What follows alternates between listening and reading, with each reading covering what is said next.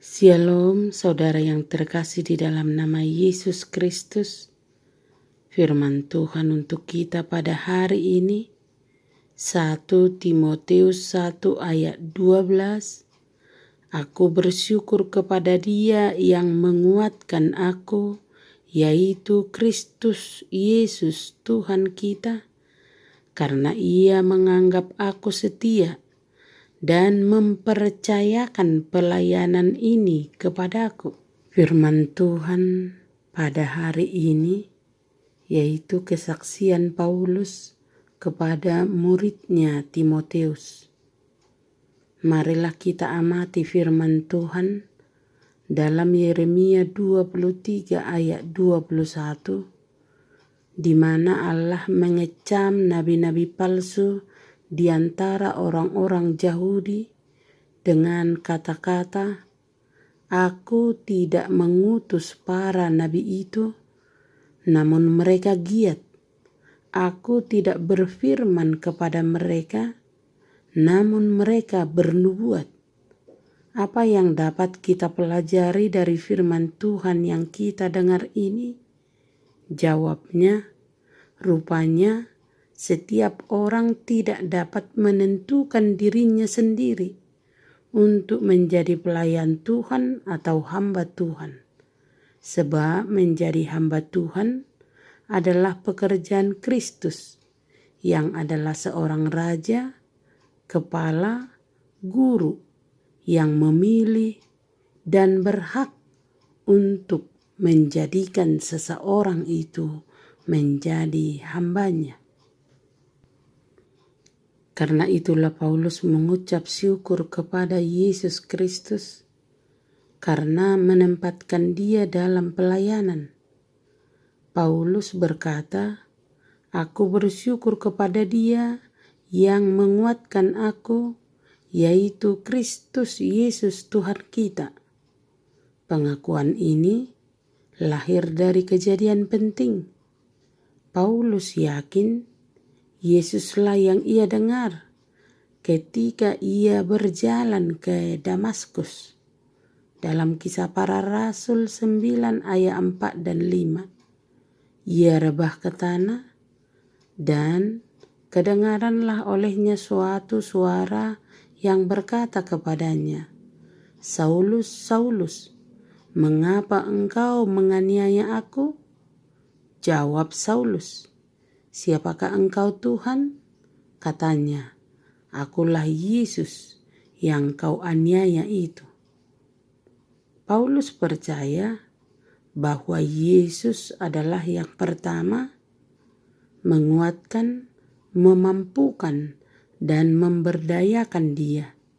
Yang kedua, Yesus setia dan dapat dipercaya. Yang ketiga, Yesus menempatkannya untuk tugas pelayanan. Paulus berkata, "Karena ia menganggap aku setia dan mempercayakan pelayanan ini kepadaku."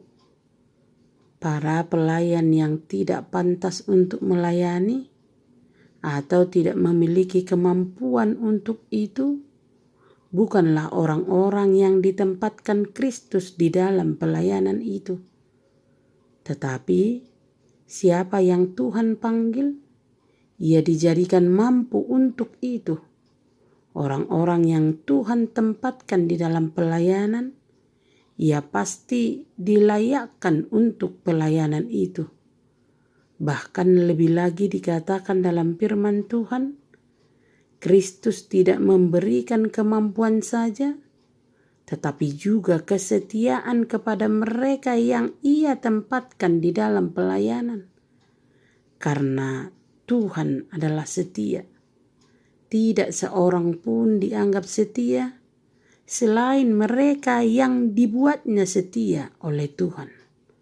Para pelayan Kristus adalah orang-orang yang dapat dipercaya. Semakin lama seseorang menjadi Kristen, makin besar kemungkinan datangnya godaan untuk menganggap keselamatan dan kasih karunia Tuhan sebagai upah yang pantas atas kesediaan orang itu mengikuti Tuhan. Terkadang pelayan Tuhan juga seperti itu. Semakin lama ia melayani, ia menganggap bahwa itu adalah upah yang pantas baginya.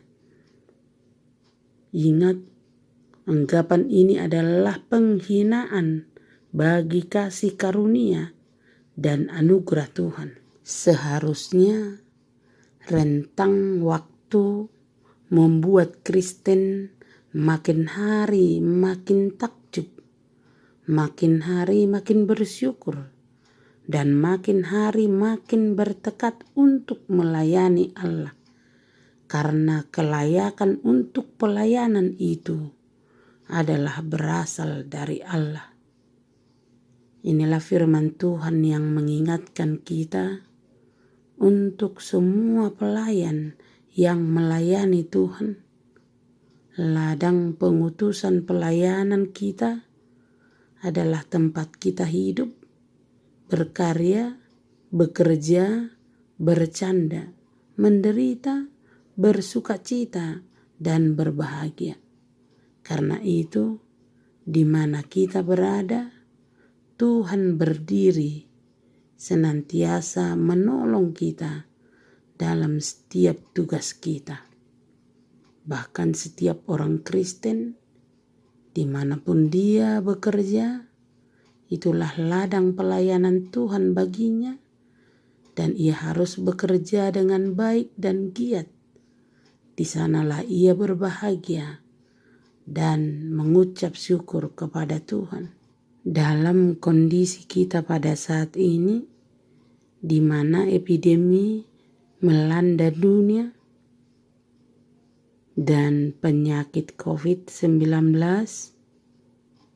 yang menuntut kita untuk tinggal di rumah, bekerja dari rumah, melayani dari rumah, bersyukur dan memuji Tuhan dari rumah, bahwa rumah kita juga adalah tempat pelayanan bagi Tuhan. Amin. Tuhan Yesus memberkati. Selamat beraktivitas.